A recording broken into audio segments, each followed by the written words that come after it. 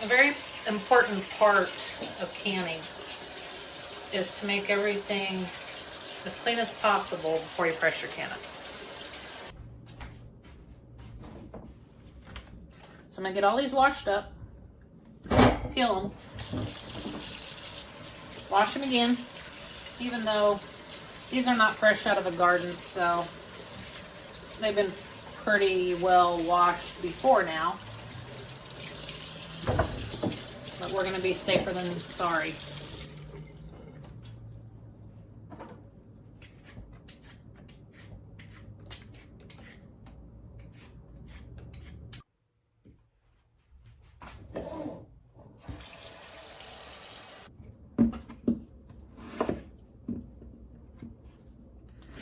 Now I'm cutting these into fairly large chunks.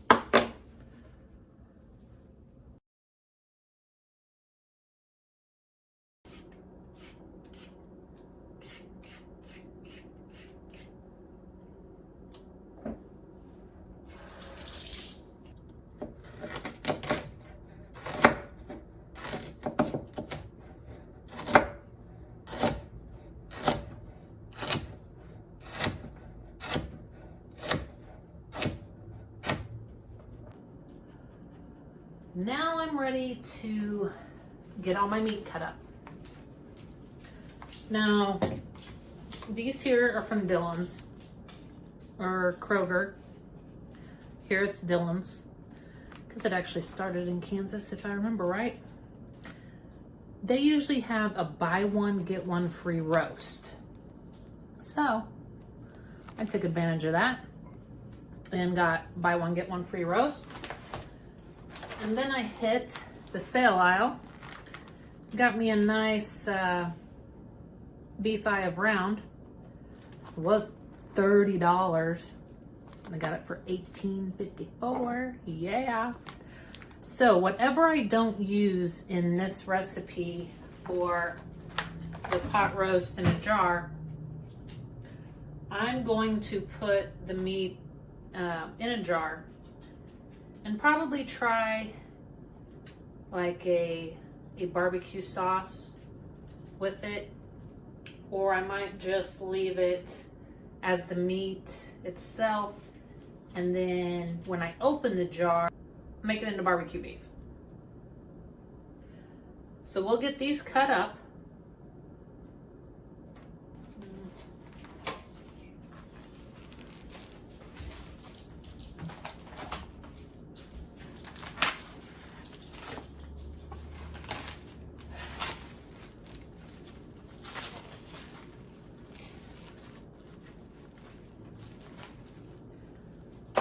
Another thing that's good when you're doing the meat, I put these in the freezer right after I bought them. They've only been in there a few days. I got it out last night, put all the packages into the fridge, and then when I got up early this morning, I took them out, let them sit out at room temperature, excuse me, or in cold water, however you prefer to do it. And so they are still frozen. It is a lot easier to cut these up into cubes when they are partially frozen. So however you want to go about that, see? Super easy. I could probably do with a sharper knife or learn how to sharpen them. I'm not very good at it. Okay. So we'll get these chopped up and throw them in a bowl.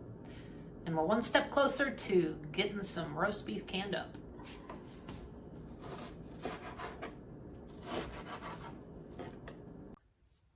I have everything set up. My meat is all cut up. My carrots are all ready to go. My potatoes are in water so they don't turn brown. I have my canning salt. And then you can do whatever seasonings you prefer, okay? This is for my son. I love you, but I'm not going all out. So I'm gonna make it taste good for them. You can add some garlic, you could add some onion, some peppers, whatever it is you like, okay? You can add that in whatever proportion you like, okay? This here, you don't have to worry about how much liquid, how much whatever. Nothing's going to expand or do anything to the ratio in the jar, okay? That's gonna hurt anything. As long as we get some liquid in there, we're gonna be okay. So make it how you like it. I'm going pretty simple. Running out of time today. I'm going to a really cool little town this evening with some friends to go have supper at a, it's a bar, but bar and grill type place. And they serve excellent food by the looks of the website. So that's going to be really fun. So I'm going to show you how to get this all jarred up, and then I'll show you how to add the liquid. And I've got some doggies trying to help me out. Okay, come here. Can you say hi? Can you say hi, everybody? And then there's Mr. Chester. Yeah, they like to help me. All right, let's get this done. To start off, I'm going to do the meat. I like to start there. That way I can put meat in all the jars, because that's kind of the main component, in my opinion. Unless you're vegan or whatever and you're not doing meat, you know, you could make this something totally entirely different. But in this case with the meat, that's kind of like our main thing for the pot roast. So I'm going to see how many jars I get. So we're going to start with the meat, and then of course you can clean your hands afterwards or wear a glove, whatever you choose. Because sometimes when you're canning, things don't always work out the way you plan. You know, I'm going to try for 18 jars, and sometimes I might not get it. And that's a whole nother story, but if your canner isn't full, then you can always try to throw some other things in there, like get some beans canned up, because that's pretty quick to throw in a jar and get ready and pop it in there with it. That kind of saves energy and space in the canner. Jars aren't rattling around. So anyways, off on a tangent. I'm gonna get these all filled up, see how many we get. And there again, you can put however much meat you prefer in these jars.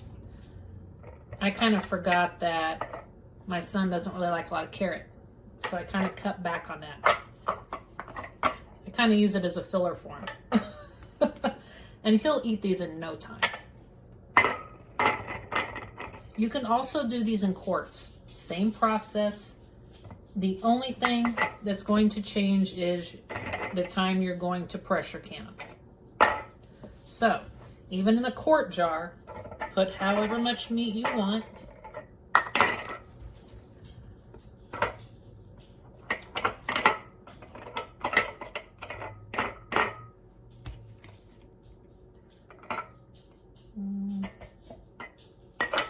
And I don't really need to use my little funnel. I just get in the habit of it. And I'm just kind of divvying them out to see roughly how many I'm going to get. I might be able to make it all work. I think I am.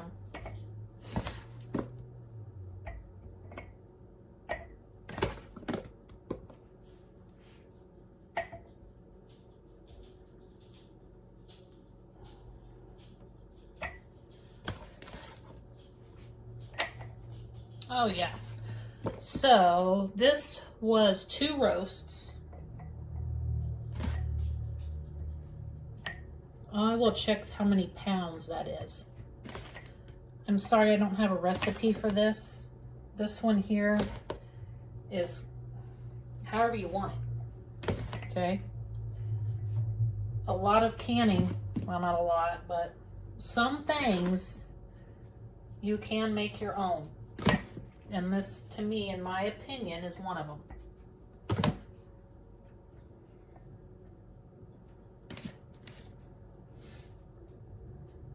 So I'm not exactly going to have a recipe down below for you.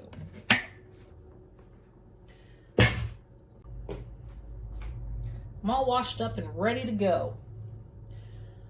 So, the lighting's kind of bad, sorry. There's the meat. Now we're gonna add some carrots, however many you like. My son does not like a lot of carrots in his. I probably should have left them out. But I'm gonna have some of these too, so. And actually I could probably just leave some out of some of these jars. But I'm not.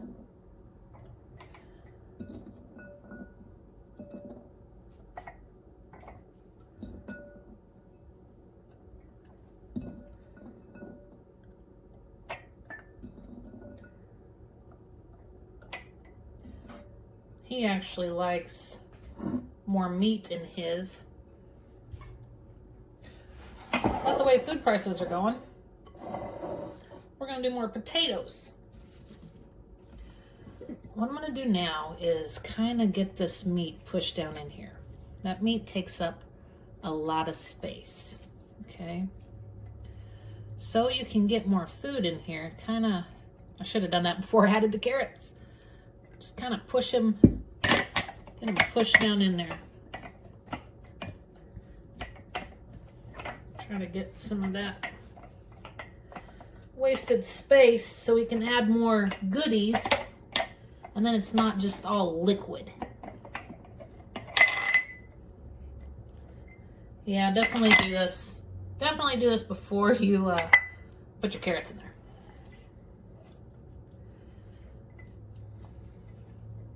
But as I always like to say, this is life. Things happen, and just got to make it work. Let's get our seasonings thrown in here. For a pint jar, it's about a half a teaspoon of canning salt. Do not use iodized salt.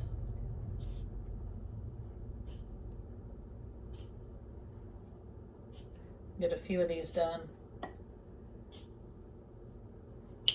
I'm going to throw in a little onion powder. I'm going to do about 1/4 teaspoon.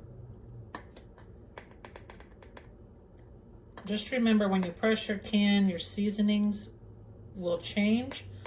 A lot of people will wait until they open the jar to season their food. Some seasonings will get stronger and take the risk of ruining it. Once you do it a few times, you'll figure out how you want it. Safest way, just don't put any in and season it when you're ready to eat it. Now these here will make really good meals on the go, take to work, pop it open.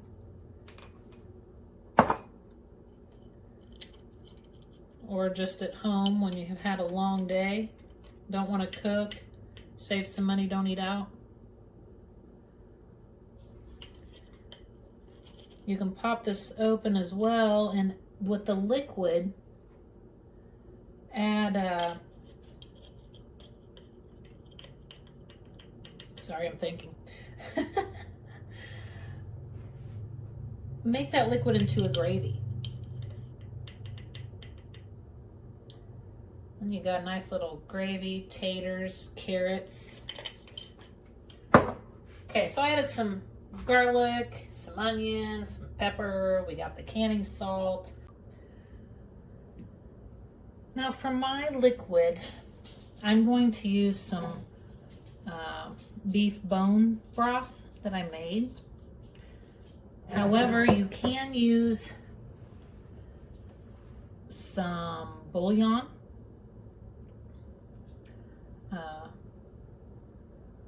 Just put a little of that in there. There again, sorry, I'm trying to think how much. I don't know, probably 1/4 a teaspoon, 1/2 a teaspoon.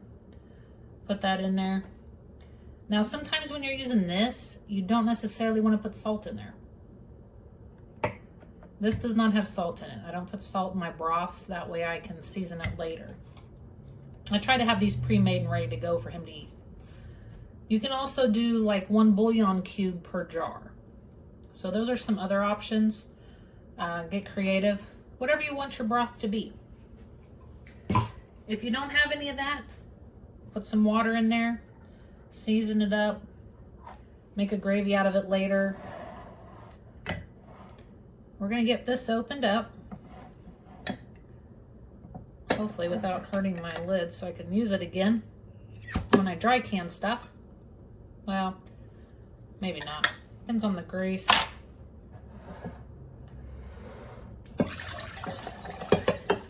Sometimes I don't reuse my lids depending on what was on them. Like meats and stuff, I don't normally reuse my lids.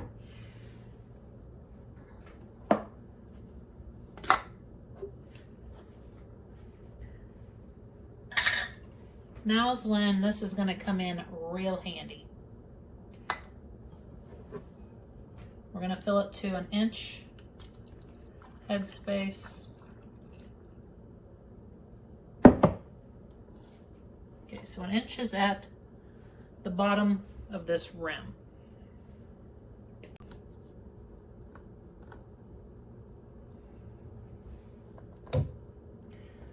Might be kind of hard to see. It's just a slight bit under. I'll try to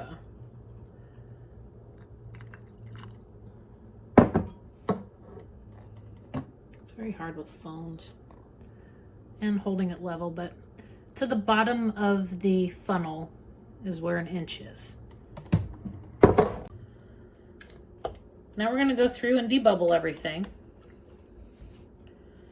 Now that might cause our liquid to go down a little bit in our jar. And after we do that, we'll want to go back and add a little bit more to get it up to, back up to that 1 inch.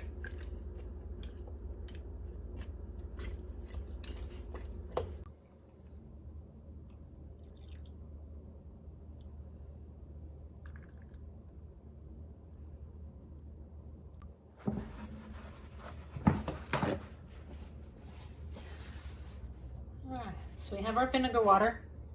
I use a paper towel. Use whatever you like. Get your rims cleaned off.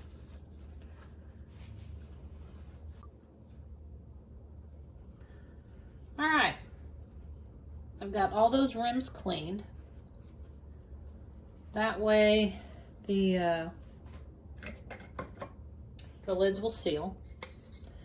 And actually, lids would probably seal anyway, because sometimes you have siphoning. Food liquid comes out and they still seal. But it's something still good to do.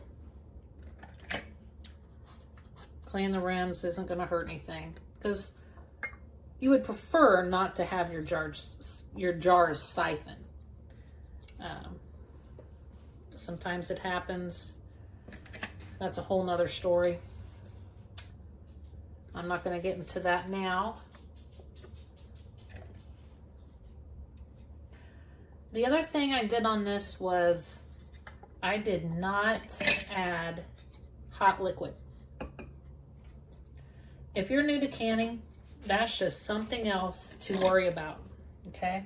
There is nowhere that says anything. Oh, hang on. As far as this recipe, it needs to be hot when it goes in the jar. There are certain things that are going to need to be hot when they go into the jar, like jellies. A lot of people say start with jellies to start canning. I beg to differ, and that's my personal opinion. because I find jelly to be quite challenging and not very forgiving. I prefer to start with beans, pot roast, carrots. Yes, it's easier to water bath things and less scary, but actually, for my opinion, it's way easier to pressure can something than it is to make jelly.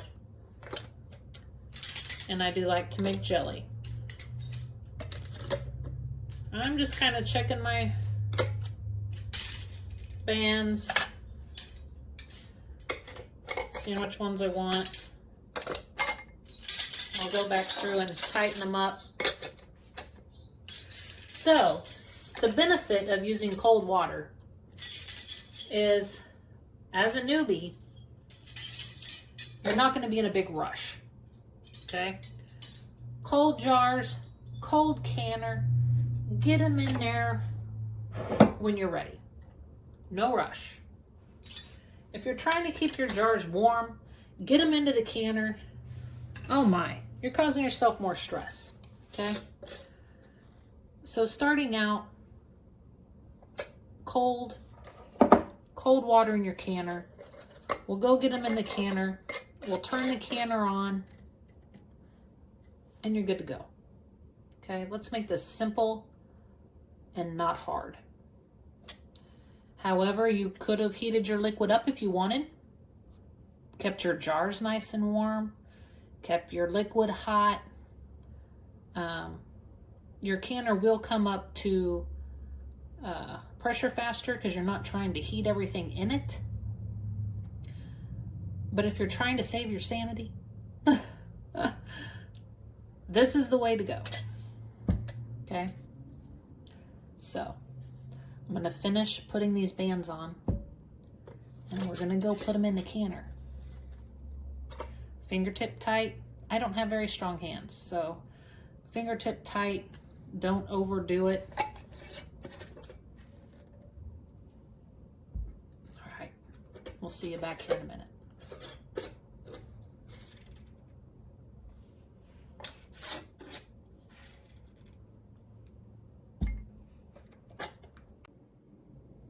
Well, I made a mistake. Imagine that. Okay, I just want to let you know when you're counting your jars, I did wide mouth, and when I showed you how to put them in the canner and to see how many is going to fit, well, look what I did. It's actually going to fit 8.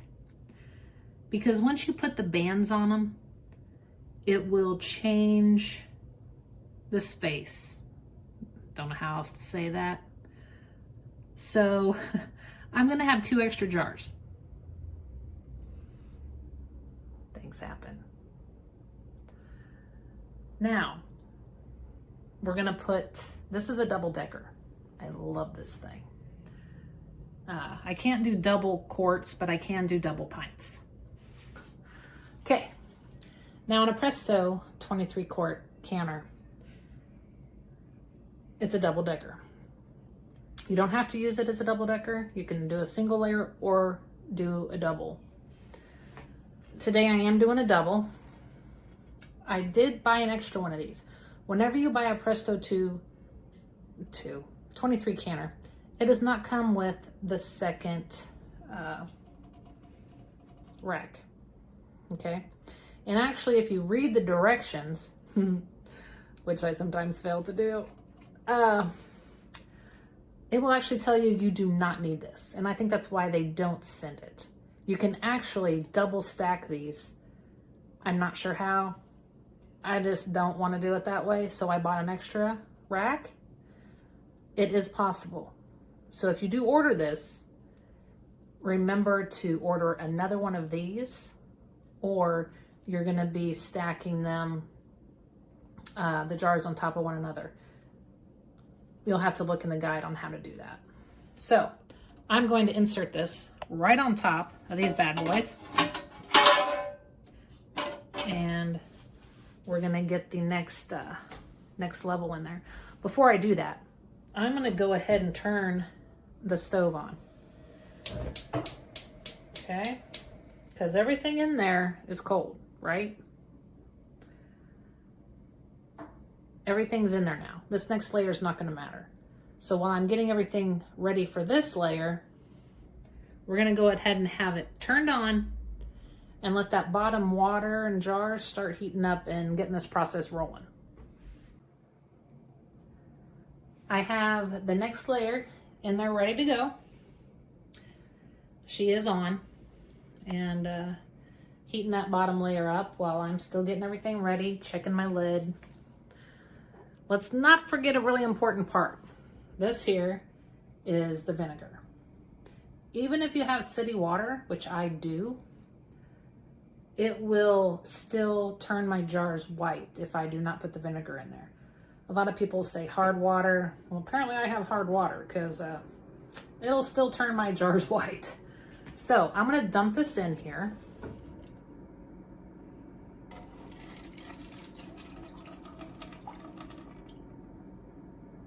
Okay, easy as that. The other thing I wanted to share is, since I did mess up and I'm gonna have 2 extra jars, right? So what I'm gonna do is I'm gonna finish that other pot roast tomorrow and I'm gonna add these to it.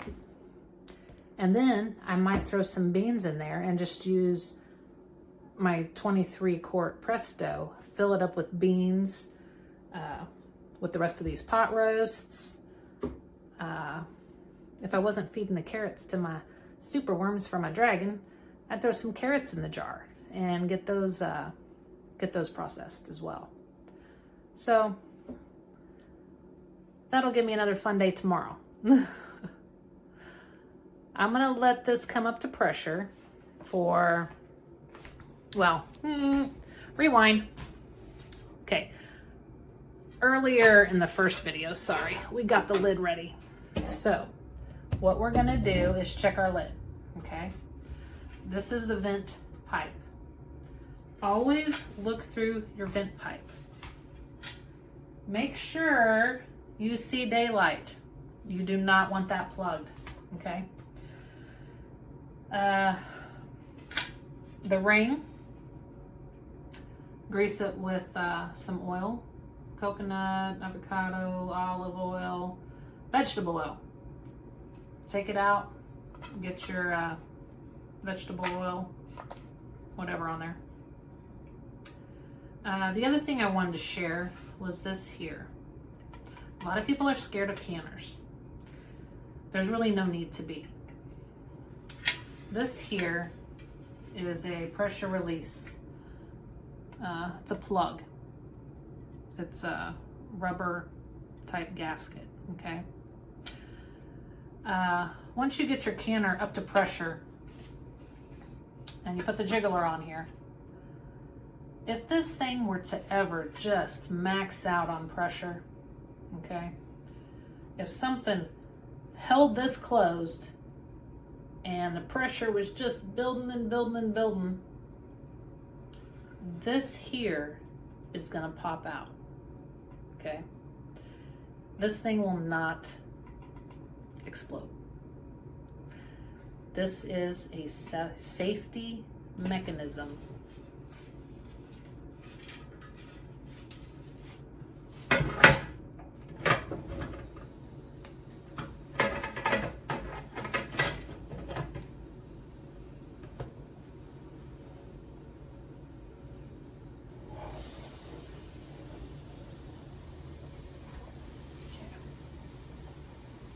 All right, like I said, we've already got the heat on because everything in here is cold. This is going to take a while to heat up. I'm going to bring you back when steam starts coming out of our vent pipe, okay? Once that happens, we're going to let it vent for 10 minutes, and then we're going to get these processing. One more thing I wanted to share with you. These extra ones that I have, I'm just going to place them in the refrigerator, and when I get ready to can tomorrow, they'll be ready to go. Okay, it is ready. So I am gonna get this on there. Okay. Now, a little safety lock will pop up here in a little while. That will lock the lid on. Nobody will be able to open the canner, so nobody will get hurt or bust all your jars. There it went. I don't know if you saw the lock go up. My kid and my dogs keep interrupting me. I'm not sure where I left off. So, I got the jiggler on. We're gonna wait till it comes up to 15 pounds of pressure. That will be when the jiggler starts rocking.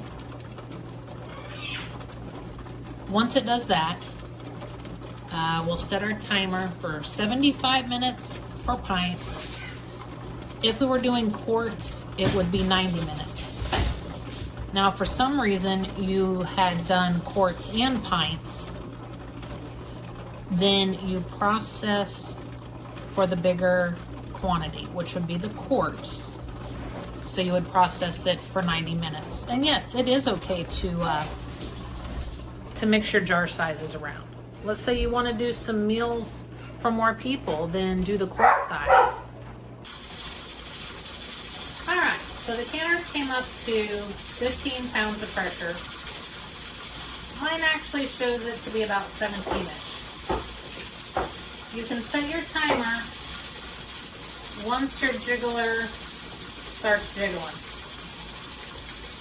So it should just be a soft little dance.